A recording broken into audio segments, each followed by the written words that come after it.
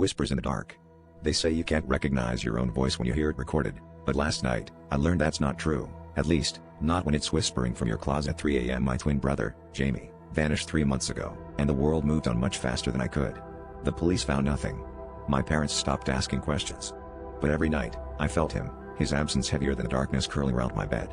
Last night, I heard something different, my own voice, soft and urgent, telling me I knew the truth. If I wanted answers, it said, I had to listen.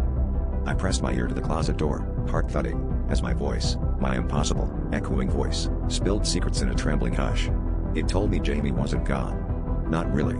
He'd been looking for something that lived in the seams between our world and the next, and he'd found it. My voice said he'd left me a clue, something hidden in the folds of his favorite sweatshirt, the one I'd kept under my pillow since he disappeared. I felt a cold resolve. I needed to know. I pulled the shirt out, hands shaking, and found a scrap of paper sewn into the lining with the message, "Listen for me in the quiet places." I barely had time to process before the closet door creaked open, just a sliver. The whispers grew louder, overlapping, like an out-of-sync chorus. They sounded like me, like Jamie, like strangers I never met. "Come closer," they pleaded, promising, no, demanding, that I understand. The air in my room grew then, pressing in on me, and I realized I couldn't move my feet. My voice, my real, terrified voice, was silent, trapped in my throat. The only sound was the relentless, beckoning call from the shadows.